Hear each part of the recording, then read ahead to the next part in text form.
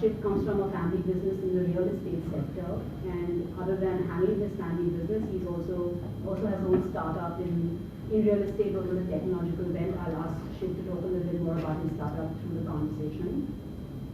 So let's get started with. So the format of the session will be I'll pose a few questions to the speakers first, and then we'll open up for Q&A. So let's start with your formative years. What were your early influences? If you could talk about school, high school, middle school, how did it all start for you? What were your initial years, like your initial journeys? Either one, Shiv. So, I'm from Bombay. I lived in Bombay until I was 16. Went to Cathedral school. So, at that point, my life was kind of very much in a bubble before I went to boarding school. It's your very much your routine of the cathedral. I think most schools in Bombay that life. Right? You wake up, go to school, have tuition, and then you have your summer holidays that you wait for. And it's almost like, at least I guess from 8th, 9th onwards, it's almost a build up towards your ICSE. Post that, I applied to go to Seven Oaks, which kind of really, I know it changed me as an individual, as a person. Like broke out of the cathedral bubble and the Bombay bubble. I feel because at that age, I feel going to a boarding school and living with people from all over the world. There weren't more than, in my boarding house, there were not more than 3 or 4 people from any one country. It was truly an amazing experience even before I went to Stanford. So I feel like I got a lot of discipline, a lot of academic rigor from my schooling at Cathedral, and then at Seven Oaks I did the IB, which kind of was a little bit more hands-on, a little bit more practical education, and also interacted with a lot of people from several different parts of the world. Got to live in the UK, which was living outside in another country for the first time in my life. I grew up in Bangalore and went only to a very, very small school, so we didn't really have any influence for you. What did help in my favor was the privilege of being the son of a professor. So my father was a professor and I was retired, so that sort of gave me I should say, an inclination to science. But it did seem to me that at least when I was getting up to 12th standard that I could go abroad for an undergrad. To me, the only option at the time, much older than him, he's so at the time, IIT was the only real option, and I didn't really like engineering, but we were discouraged from doing BSc at the time because it just didn't seem like a serious enough degree. So I was like, fine, just do engineering in undergrad and then go abroad to then switch over to physics. So that was sort of my my early years, and then I was lucky enough that I got into IIT, and it really is a bit of a crapshoot at some level. Of course, there's some talent, but you end up working so hard, and 9 hours really differentiates you from being in IIT versus out. Now, there are some people who probably are not competent enough to get in, but a good fraction of people are, and they don't necessarily perform under stress and so on. So I was lucky, I made it, and then from there, that was the... Okay, thank you for sharing those. So clearly we have two very contrasting lives and backgrounds, so it's going to make the conversation even more interesting. I love having diversity on these panels. So how did Stanford happen for you? How did you navigate that question for yourself? Which college should you be applying to? What are some of the steps you took towards discovering for your particular degree? No, that's a great question. So I was at Seven Oaks, but at that point I kind of always had an inkling that I'd go to the US to do my undergrad. So I applied to a few of the US undergrad universities, as well as I applied to Oxford as well. And before I get into how I compared the US schools, it was really funny because being based in the UK and kind of not going to Oxford was really surprising to a lot of my teachers and peers at Seven Oaks. I remember my housemaster and we had a good rap over there. He was like vehemently saying that you should definitely go to Oxford right now. What are you doing? You're stupid going to the US. Seven Oaks has a big UK bias, exactly. But for me at least, like going to the US, I feel it allowed you a lot of the flexibility in not knowing exactly what you want to study at that point. And I also felt good for me at least going to the US, you could kind of have more than just an academic experience.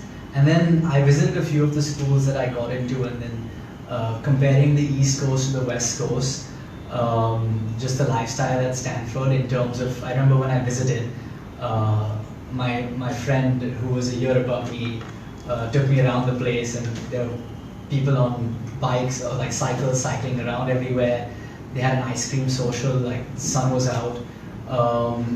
And one from that perspective, and then second from a perspective of, you see at that point Stanford produced a whole host of really successful entrepreneurs and really successful companies. And they weren't just successful companies, but they were purpose-driven companies that were doing really, really cool stuff and revolutionizing technology. And me really having this entrepreneurial bug in me, ultimately chose to apply, and when I got in, chose to go to Stanford. So it was the weather, the entrepreneurial climate, and then the ice cream was... The ice cream on top, exactly, yeah. So just to go back in the reverse order, perhaps, Stanford is an extraordinary place. It's in Stanford, the people live in the future. Things radiate out from Stanford. There are discussions about fundamental discussions about what is the role of technology in society. All these things are happening where you go walk around in Palo Alto. You can see basically future happening in front of you. All these people are incredible. They work incredible hours. They're doing amazing things.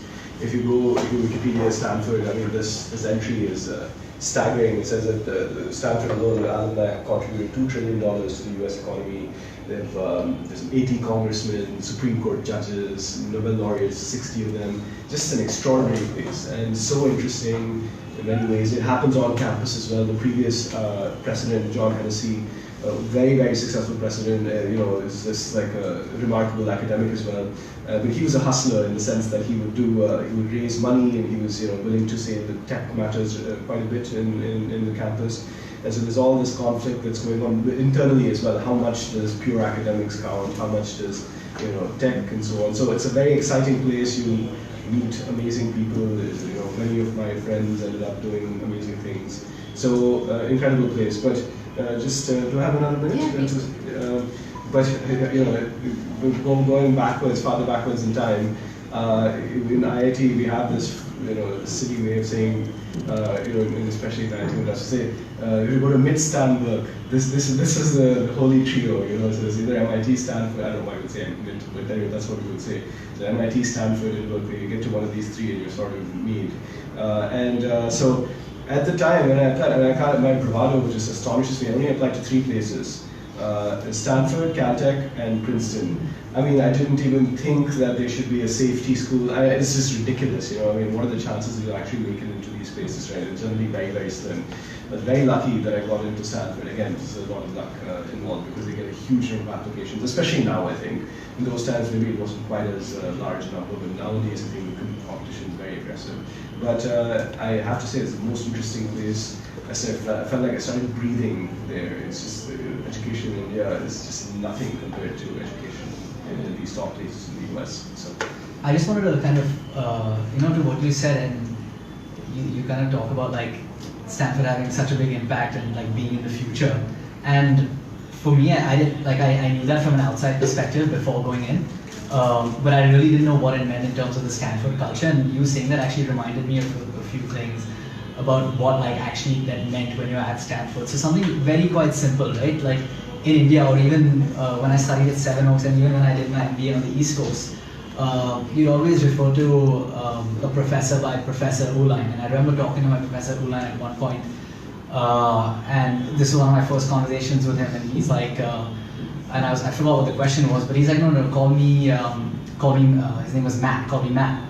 And I think that was a culture that and it's a small incident, but it kind of like defines the whole culture over there. It's like not really about who you are, where you come from. It actually just depends on what kind of idea you have and what you have to offer in terms of intellectual ideas. And having that and not kind of having this facade of, okay, I have to respect you for a professor, but I have to respect you just because you've come up with really something interesting or saying something really interesting, or you have some really cool intellectual idea. And I think that culture pervades not only Stanford, but also kind of that whole Silicon Valley Bay Area culture, which I thought really came out in the first year that I actually saw that, which I didn't really know before going there. Okay, terrific.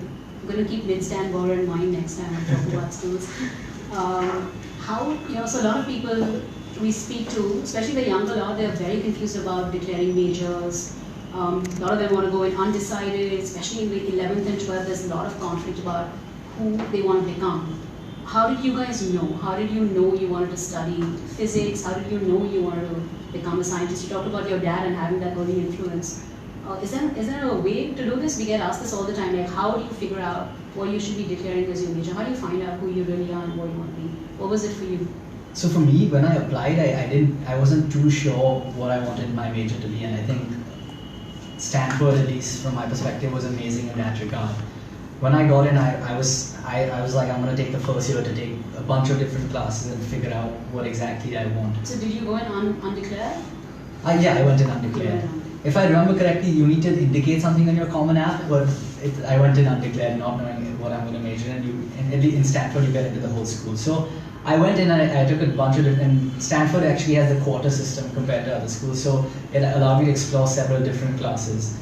And at that point, I was thinking about physics, I was thinking about philosophy, I was thinking about economics, like across the board. One of the classes I took was an intro seminar by this with Professor Carlo. She's really, she apparently was really high up in the physics department. And intro sem is kind of something you have at Stanford where it's a small seminar of I think 15 people, and there are a few professors that choose to do this for freshman students, and otherwise they only teach grad student classes.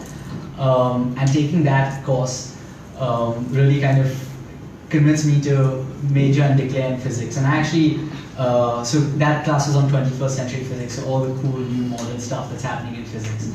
So I actually declared in physics by the end of the first year, and then I eventually changed to engineering physics. And I don't know if you want me to get into that right now, but which I declared physics and then taking physics for one more year. So by my second year, I was still a physics major, but at that point I felt I was missing out on a lot of the other things that my friends were doing, as well as the physics major for me was, there were only a few people, smaller class, and I wanted kind of a more broader exposure.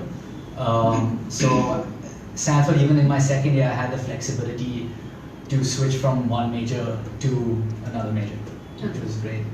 Okay, so like half your degree in, you basically switch majors. Yeah, luckily it was physics to engineering. Physics as overlap, but nothing prevents you to, even in your second year, from changing to physics to economics, as long as you're willing to do a little bit more work in those years and you're meeting the credits. But in that sense, Stanford is very, very flexible. I know a few of my friends, for instance, who did kind of do this very dramatic change in the second year, and then they kind of, some of them took more classes, some of them actually they have the co-term program, so they mixed their masters and their bachelors and finished in 5 years.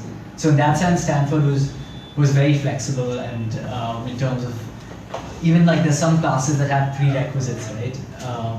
But at Stanford, like as long as you spoke to the professor and demonstrated that, okay, I'm taking this class out of interest and I feel like I know these prerequisites and I don't need to take these classes, then in that sense, there's a lot of flexibility in what kind of classes you wanted to take and what kind of major you ultimately wanted to do. Okay, so supreme flexibility. You can get there and basically play around with it. Exactly. And there are a lot of majors where you can actually mix and match a few different things depending on your interests. Okay, terrific. Sure. IIT, of course, is the very opposite. You get a rank and you're assigned a range, and you give your list of what you would like, and then everyone, of course, wants to do CS in India. And so the smartest kids go there, then there's a hierarchy. So I ended up in aerospace engineering, which I was quite happy about actually in the end. But, so you just ended up in aerospace by default because of your ranking? Sort of. But I actually I did have a fondness for it, so it wasn't. What would have sucked is if I'd gotten into naval architecture, which would have been, it's one range lower than that. But so we did not have the privilege. Although I think in my time they made the extraordinary step of including minors, so you could take 4 classes in different disciplines. Of course, everyone rushed to do business classes. No one seemed to want to do any. So I did physics at the time. I already sort of knew that I wanted to do physics. And for me, I was lucky again that I knew what did not work. Engineering did not work for me. I mean, it just seemed quite, it wasn't really my scene. So I knew that I didn't want to do engineering. So process of elimination led me to what would succeed. So and then I went to Stanford in mechanical engineering, and so I sort of explored some possibilities as to what I could study. And again, none of those projects excited me. And one day my supervisor said, "You want to do physics of the stars, you want to study stars." It sounded really exciting, so I said yes. So in some sense, it's fate circumstance. Someone said something to me, and then because in the American, it's very different from undergrad. When you go to graduate school, a lot of what happens is created by wisdom is created by the politics of its time, which is a very famous quote. And so it's the funding. It's the funding that the government decides some areas get funded. That will determine the course of what knowledge is created, which faculty have money. And so eventually PhD students can only sort of move in. I mean, I can't really afford paying 5 years for yourself. I mean, I couldn't at any rate. So, that's the way these things happen. So I was lucky that at that time there was funding for this project, and so circumstances. So you went into Stanford with a declared Mechie major, right? And then you also switched even at the master's level. Right. Yeah, it was a bit of a shenanigan actually, because if you do physics, you have to take the subject GRE, which is an additional hoop.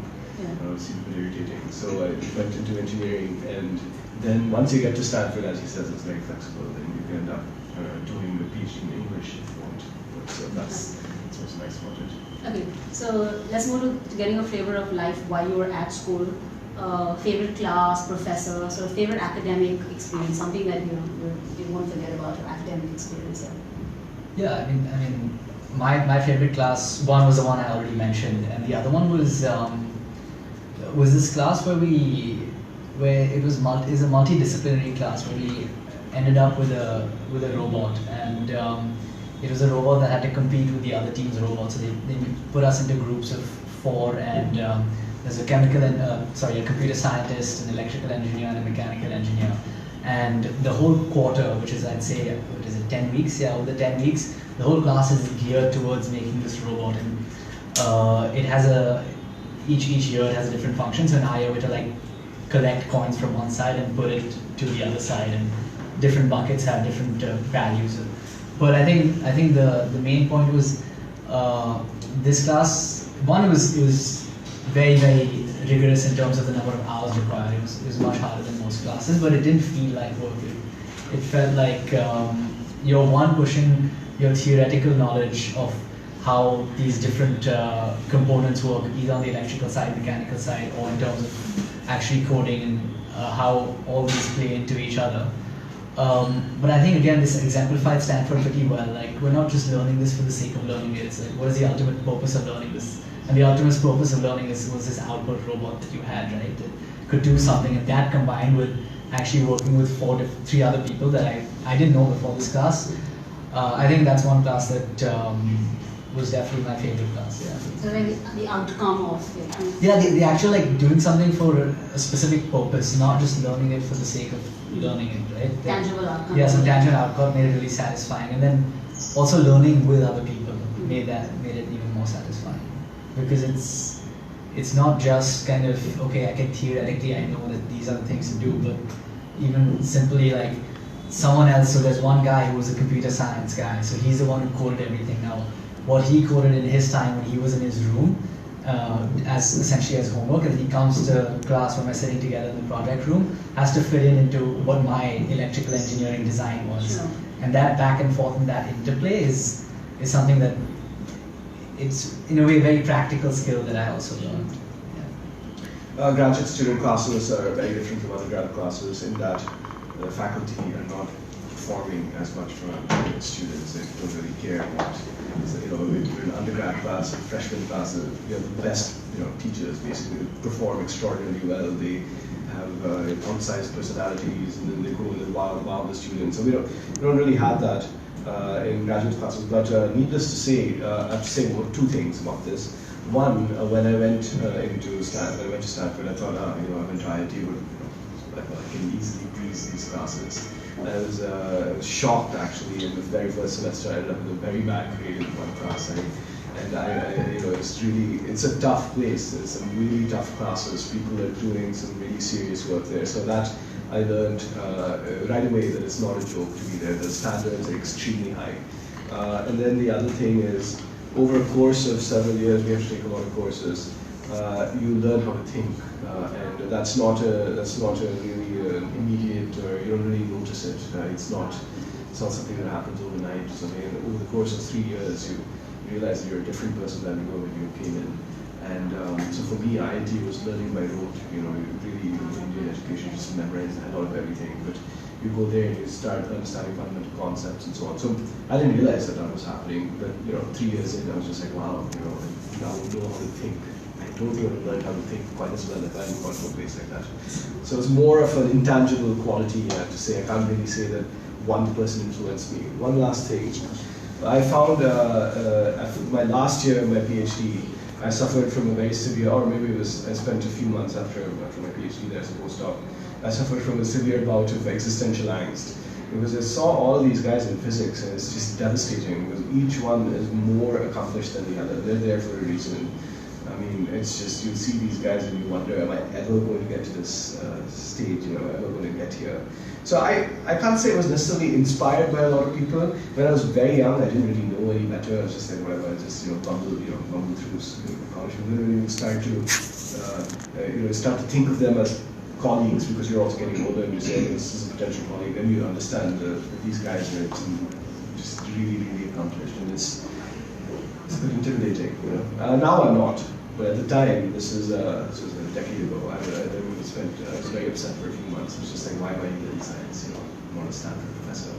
Then you understand the world is big, you can do different things, everyone contributes at different stages of their careers, career is long. So, these lessons are perhaps not for. No, sure. So I think it's very important. I think we've all gone through this. Being able to touch upon what you actually studied at college, we get asked this question all the time. And I think you guys nailed it when you said, like, at that point, you can't really, I can't say I had learned X, Y, and Z skill from my undergraduate or postgraduate experience. It's the summation of all these experiences that just sort of leave an overwhelming mark. It happens at such a subconscious level that, No, I think like one is the thing that you mentioned, like you learn in India, and actually even my education in UK is still like a lot of rote, like, okay, what's in the textbook, exam can be exactly what's in the textbook. Here at Stanford, I remember freshman year, I struggled a lot because one, what's in the textbook was not sufficient. You actually had to go out there and figure out where to, because there'd be like terms itself in the textbook that I had no idea what they meant. Because one, it's because your prerequisites hadn't covered that, but two, kind of that's just the way it is, I guess, at least in US or in Stanford. So I had to you have to figure out Google stuff, figure out what different things mean. So the first year, that way of learning was definitely a steep learning curve, but I think it definitely has longer term benefits in the sense that you're not spoon-fed everything, okay, learn this and this is good enough. You also have to figure out what you need to learn and then learn it. So he spoke about going from IIT to Stanford and still finding it pretty competitive in terms of the classroom environment. Right. Can you share at the undergraduate level, like how competitive is it? Suddenly in this classroom full of like the brightest kids around the world. Just give a realistic sense how we need to make this. So that's actually interesting. They have something. So one, in the sense that the classes, like I said, the first year was a little bit of a learning curve for me. But on the flip side, Stanford was very different from. And this, I know, even speaking to my friends who went to East Coast colleges as well, is very different from India and the UK, is that as soon as we exited the class, no one really spoke about the exam at all, like it was done. And they have something called the Stanford Duck Syndrome, where it's kind of like on the surface, everything is like great and happy, but underneath people are really panicking. So in that sense, that competitive environment though never really comes out in terms of, okay, you got this grade and I got this grade, let's compare, like what did you get in this answer? So that actually was very, very different in the sense that we never really discussed exams per se after they happened. What we did discuss was the content in the class, so like really go deep into like one concept that might not really have any impact on your grade, but it was more from an intellectual curiosity perspective that people were discussing these topics that might even be a complete tangent on the actual subject, which for me was actually a great refresher from just being very single-minded. Okay, I need to get this grade in the exam and get this GPA, and I think from that sense, the learning was tremendously more, because you're not only learning from doing this exam, but you're learning from these discussions that also happen outside the classroom. Okay, so speaking of outside the classroom, share a fun experience, something quirky, something that happened on campus that that really sort of defines the Stanford experience, both at the undergrad and then postgrad? I have two stories. So as graduate students, you're frowned upon from attending undergraduate parties. So the twain shall not mix or meet. So anyway, so we would go to undergraduate student dorms, not dorms, but they were little apartments on campus. So I had the most amazing encounter ones. Mostly you would go to these parties where we weren't even invited. You would just walk into the stuff. It was pretty, you're bored on Friday night or Thursday night, and you're just like, what's happening? You're gonna go, there's a party, let's go check it out, right? Anyway, so as I said, the most amazing encounter. And I'm not sure how, this is being filmed, so I'm not sure how much I really want to say, but it's quite entertaining actually. But I saw there in one party, there's Lucy, who was an acquaintance of mine, not really over, but a good friend of mine was a good friend of hers. And it turns out that she had just started dating Larry Page. So I went to this party and I saw Larry Page, and he was already $8 billion rich at this point. So he isn't perhaps $17 billion rich, which is perhaps what he is now. But I was just like, wow, this place is pretty crazy. But the second story I have is perhaps more somber. So I was graduating with my master's. I haven't even graduated officially. I mean, I have my degree, but I haven't really walked. It's called walking to get to the degree. I haven't received my PhD. It's not a big deal. Your undergrad is where it matters, and after that, no one really gives a hoot. So we went for our master's thing, and didn't really pay much attention to it. Stanford is very hot in June. It's really super hot, so we went to this huge auditorium. And at the time, in 2006 or 2005, I don't know what it was, graduate students were allowed to the same place as the undergraduates, so we were given the same, we would attend the commencement ceremony. Now I think they're all separate. But, and then, the undergrads have this thing called the wacky walk. Yeah, the wacky walk. Yeah, so they do this funny stuff when they dress funnily and they do some, I thought it was... Because most schools are like, you go in a full cap and gown. It's kind of for like each kind of group of friends, or like I was in a fraternity, so my fraternity would dress up in like a theme, so we dressed up as golfers, and people would wear funny costumes. Yeah, anyway, I was a bit old, so I raised an eyebrow, just like, this is not even funny, but whatever. So they would do this stuff. And then it's suddenly like a giant cloud came down, because it was that year when Steve Jobs gave his phenomenal talk, which most of you must have heard. But we didn't even really know who Steve Jobs was so much at the time. It was in 2005. If you were in the know, then Steve Jobs was something, but he hadn't had the indelible mark that he did today. He isn't as incredible. It became like a household name a few years later. So it was just like, whatever, Steve Jobs, who knows. Then he started speaking, right? It's just quite literally, I remember that day, all these wacky walkers with all this, suddenly everyone just like a stillness in the audience. It just became so quiet. It was like, he's talking about death here. I don't see. Is this his Stay Hungry, Stay Foolish speech? No, this is the one where he says, live like you would have died today. Okay, that one. Which is an incredible speech, right? And then everyone just stopped. I remember this moment. It was not a flippant speech. I don't think anything. I've watched a few of them, so I don't know enough. But I find it hard to believe that there are any speeches that I have heard that compared to that one moment, because we did not expect it. And that I have to say, was a very integral moment at Stanford, because I didn't think anything was going to come on this commencement. I was just like, whatever, we're going to go because we have to go. You have to walk once, right? I've not walked as I said in my PhD, but well worth it. So these are my two experiences. Yeah, I mean, for me, I think like when we say Stanford, there are a few experiences that really come out of me, and those are like the hallmark Stanford things. So there's a concept called fountain hopping. So they had like several different fountains around Stanford campus, and people do this at several different times whenever they want to, honestly. But one of the first times we did it was so you're put into freshman dorms. So one of the first times we did it was during freshman orientation, where, and it's just fun, honestly. You kind of just run around campus, hopping from fountain to fountain, and it's just kind of these quirky things that I remember from Stanford. The other one is the Stanford band, right? And this again brings about the quirkiness of Stanford. Most bands are very regimented, to the point, and you have the marching band. They play during the football, after the football game. We had a great football team, by the way. That's another thing. When I was there, we were ranked 3 or 4 in the nation. But when we would win a football game, you would go on a band run around the whole of campus. So it's almost like, comparably, it's almost like Ganpati. It's you're following like this band, this music, and you're following them around campus, and you're picking up different people. Essentially, okay, you go past this dorm, so everyone comes out. You go to the next dorm, everyone comes out, and you kind of circle around the whole of campus. The band is leading the charge, and ultimately, I don't know if you guys have seen photos of Stanford, but there's the quad, and you end up in the quad, and it's essentially a party, and it's just like these kind of minor's wrong, but actually these kind of traditions though that for me kind of are the hallmark of Stanford. Yeah. Sounds like a whole lot of anarchy, guys. A lot of anarchy. Yeah, definitely. it sounds like Yeah. just breaking out of your British upbringing, your IIT 4 years, and suddenly sort of finding yourselves at this school is the sense I'm getting from what you guys are sharing. Let's talk about peers, right? So we all hear this word diversity. Every American college that comes to us talks about diversity on campus. What is diversity at Stanford? Can you give us a tangible, clear sense of what that even means? Yeah, so like, I mean, I remember one of the first things someone said, like the provost or someone said at Stanford in our first speech there, was that, yeah, we have people from 49 American states and I forget like 15 or 20, 30 countries.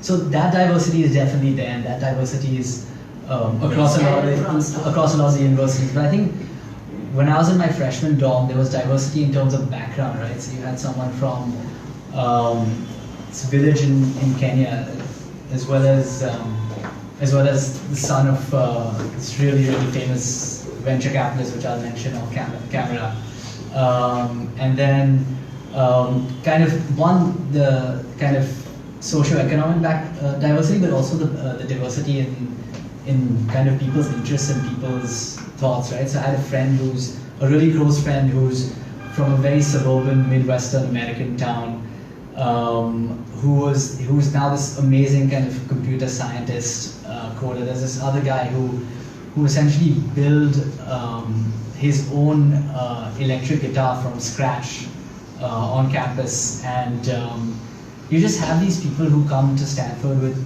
so many different interests. I mean, there's a classic YouTube video, and I never saw it, but I don't know if any of you have seen it. There's this guy who's juggling 3 Rubik's Cubes and solving all of them simultaneously. And I feel like when you see that, it's like not only do you have these interests, but Stanford kind of allows you to explore these interests to the fullest. And I think the diversity in thought is something that really came across to me. Yeah. Sure, diversity. Yeah, a lot of my friends, some of them have achieved premature success and fizzled out. Some of them have achieved moderate success and continuing. Some of them are building startups that are friends with their acquaintances at this point, but they're probably going to become, multi-millionaires, billionaires. So, I mean, it doesn't matter, as I said right at the beginning, it's a very interesting place. There's lots of people who really want to change the world. There's a very interesting series in New Yorker which says, there's a fundamental philosophical clash between Silicon Valley and formal governance, because Silicon Valley believes it can solve every problem in the world with tech. And then there's, as I said, the clash is sometimes you need normal governance, human beings to facilitate things, which Silicon Valley poo-poos. So there are people in Silicon Valley who are constantly trying to do amazing things, and there'll be all these speakers who would come. We've had, sat in all these lectures, these extraordinary people who inspire you with the things that they've done, and Stanford can command this because they say, please come give a talk, and then these guys are saying, yeah, sure, Stanford will come give a talk. So you will see and learn a great deal and be inspired a lot being there. There's no doubt about it. I mean, I can name names, but you'll see all the names there. Yeah, I mean, now that you mentioned, I'm just thinking about what a few of my friends are doing right now, right? So I have someone who decided to get into coffee plantation and like sourcing coffee beans from Latin America to the US. And he did that for a little while, and now he's just getting really deep into just photography, what's happening there. I have another friend, or someone who I've not like acquaintance who's just raised $35 million for his cryptocurrency startup at Stanford. So it's it's across the spectrum. You have people who've almost. I remember there was a guy from my freshman dorm, and I was catching up with a few of my friends 6 or 7 months ago, and he's essentially decided to this is really funny, but he essentially decided to not live out of a van instead of the normal work life, but he's choosing to live out of a van instead of living out of a residence. And then you have your people who go into your normal run-of-the-mill consultancies and investment banks as well. So kind of, again, this diversity of what people are doing, I think, is truly phenomenal. Yeah, but what's even more phenomenal is that when you guys talk about it, so accepting and open to like the guy who lives out of a van. Right? Yeah. It's not, frowned It's not frowned It's not upon, yeah. frowned upon. It's just Yeah. what he Yeah. wants to do. That's what he's doing. Yeah. Which brings me to, what are you guys doing today? If you could elaborate a Yeah. little bit about your startup and your experience here in India at TIFR, and add to that, like in terms of ROI, right? For a lot of people in the room, it's like I'm going to spend 4 years and so Yeah. much money in getting my undergraduate or postgraduate degree. What are specific takeaways or learnings from Stanford that you feel you've applied to whatever you're doing currently, and from an ROI perspective, was it all worth it? Yeah, sure. So, I mean, after Stanford, I worked in US for 4 months, quit my job because I wasn't enjoying it, and then moved back to India. This was 4 years ago, and worked here for 2 years and set up a co-working space, and then I did my MBA for another 2 years, and now I just moved back. And again, the entrepreneurial bug is still there. So I've just started something again. It's a tech platform for commercial real estate to invest in kind of fractional bits of real estate assets. So it's a combination of kind of my background and experience in real estate, plus a lot of kind of the tech learnings that I got from Stanford and that I'm really, really passionate about. So any direct application? You said physics and Yeah, engineering so physics. so I studied engineering physics, which is very different to real estate, right? But I think it's kind of and I don't really use much about my electromagnetic class right now, but it's more kind of the indirect learnings. It's more about the analytical mindset that you get from studying something that's pretty rigorous analytically and logically. That applies that you can transfer into kind of any occupation or whatever you choose to do after graduating. Along with that is obviously kind of the professors that are still guiding me. So one of my professors who I'm really, really close to, she wrote my recommendation for business school. I still meet her every time I go back, which is once a year. Last time I met her, she actually gave me a present for graduating. So it's kind of these kind of relationships that you build with so many different people that in some way or another kind of have an impact in what I'm doing right now, right? Okay, so no specific like direct, because you're not even anything related to physics per se, but yeah, it's all the other. It's all kind of, academically I don't think that unless I was choosing to get into become kind of follow your path and become a PhD in physics or research, or become an engineer, that's kind of a direct application. But I think that what the Stanford teaches is that with kind of this flexibility, you can really have the tools to do whatever else that you want to do. So the question is, what did I do after coming back? Yeah. No, like the learnings from Stanford. I mean, I guess in your case, it's very directly applicable. It's great to have been there. It's a great fortune that I studied there, and my physics is, you meet a lot of really top people. You have access to them. They listen to you. People take you more seriously. We say you're from Stanford, and needless to say, go to any top university abroad, people will listen to you with Stanford as well. I'm very happy to be back. It's a great place. India, do you want to say something about that? So I do the physics of the sun and stars. I study the internal structure of these objects, and I'm extremely happy to be back. There are things about being in India that are just not comparable to being in the West.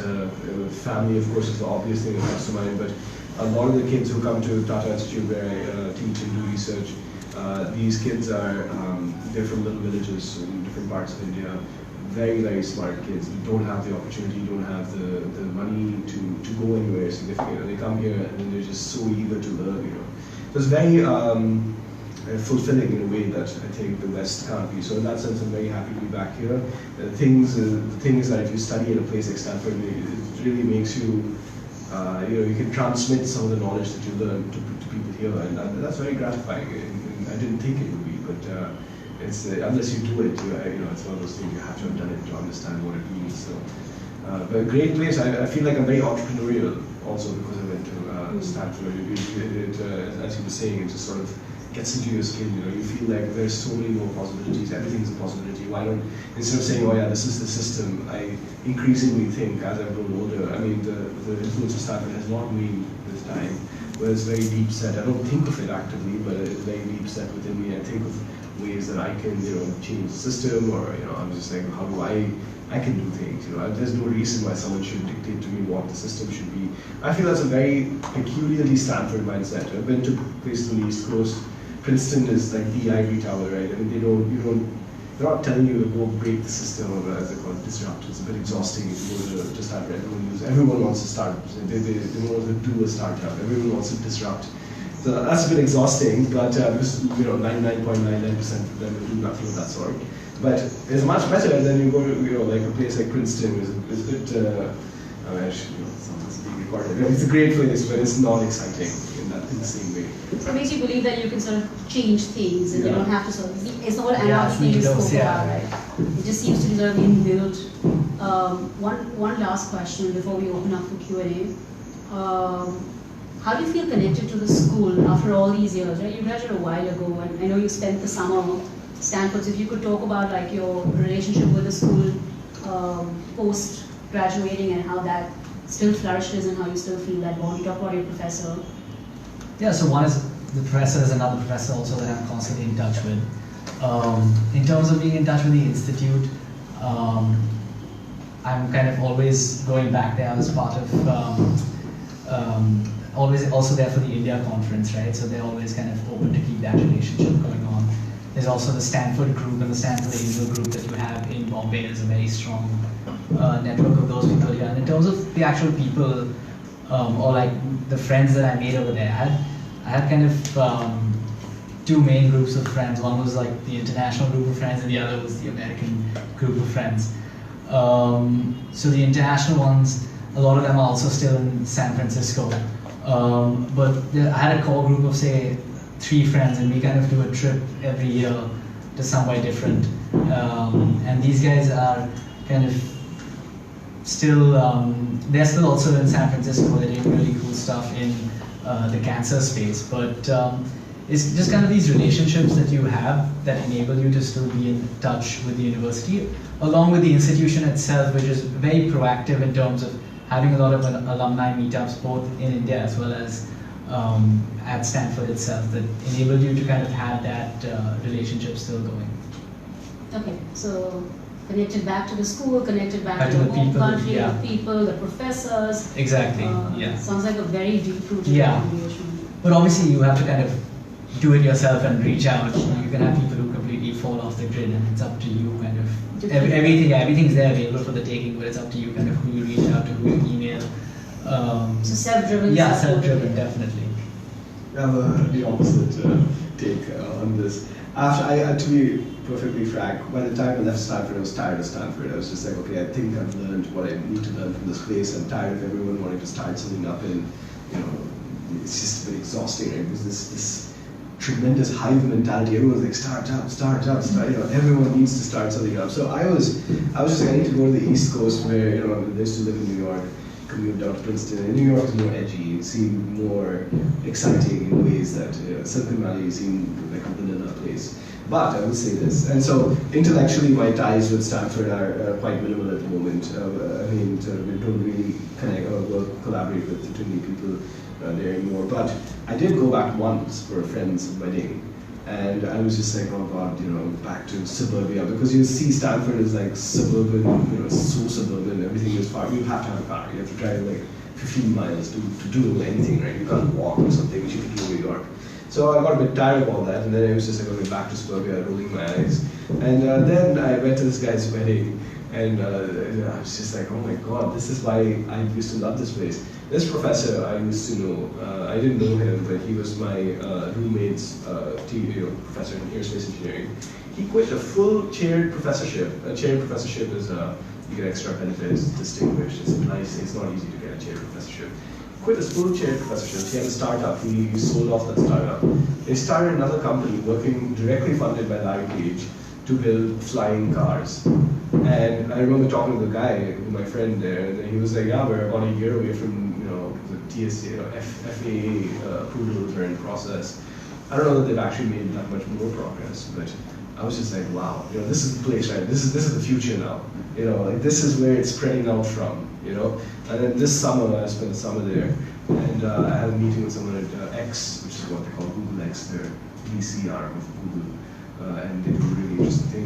We walked past Waymo to get into the X office. You walk past Waymo. Waymo is a self-driving car, and you're just walking around there, and everything around you is modern, high tech, like some different next level. And that it's going 5 years from now, it's probably going to be elsewhere. But it started there. You see all these offices. You see all this tech.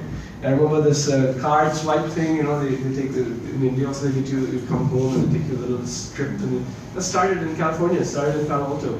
Some guy called it some chip, I forget what it was. I remember it came from Princeton to visit Stanford, and he presents me with this thing. I was like, what is this thing? And then he said, yeah, this is how you swipe credit cards now. So this place is, it's something, it's really something. You will not experience another place like that in the world, in my opinion. That's why it's fantastic. And I had a conversation with her. She was like, why Stanford? I was like, come on, of course Stanford. And she's like, poo-pooing me, right? But really, this is the most interesting place in some ways in the world. It's really so interesting. So I would highly recommend. So it's suburban but high tech. Yes, it's a juxtaposition of like that's far right. away from the city, but like that's right. where it's all happening. That's right. So if you guys are okay, we're going to open up for a few questions from the audience. That's mine. So I know that you did mention that when you changed your